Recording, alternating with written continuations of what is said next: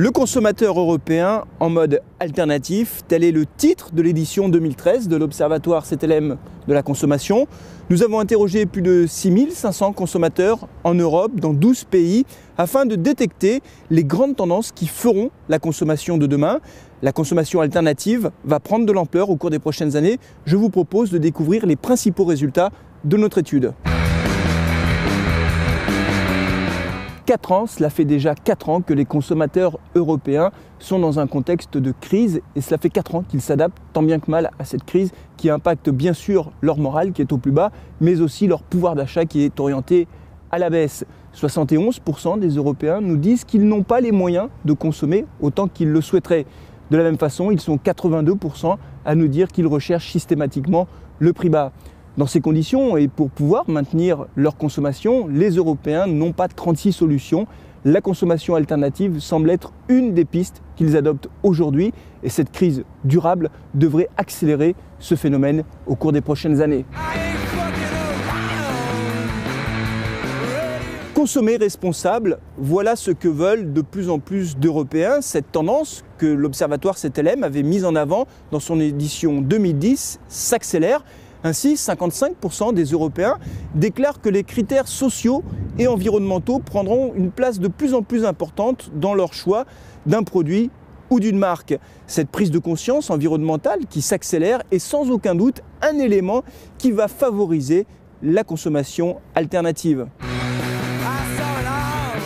La révolution numérique s'accélère, le e-commerce est là pour en témoigner.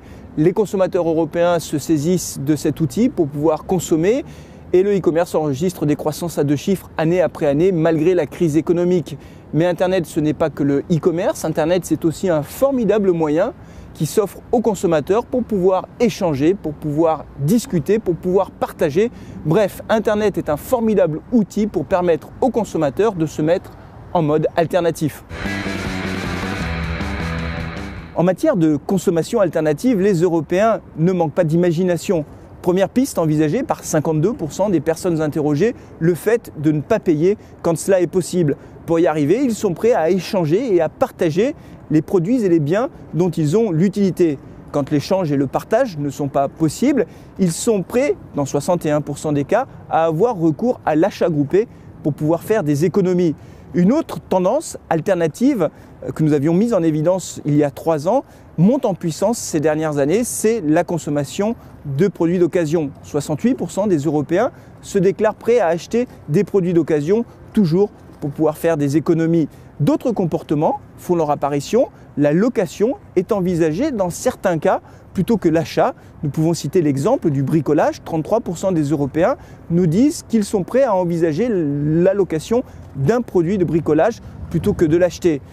Dernier élément en matière de consommation alternative, le fait d'acheter directement les produits auprès du producteur. Ils sont 75% à nous dire qu'ils le feront de plus en plus au cours des prochaines années. L'objectif étant là aussi de pouvoir faire des économies en court-circuitant les circuits de distribution traditionnels. La consommation alternative est d'ores et déjà une réalité, mais elle va prendre de l'ampleur au cours des prochaines années. Le consommateur européen souhaite éviter de payer quand cela est possible. Il nous dit qu'il est prêt à avoir recours à l'achat groupé pour faire des économies, qu'il est prêt également à acheter de plus en plus de produits d'occasion.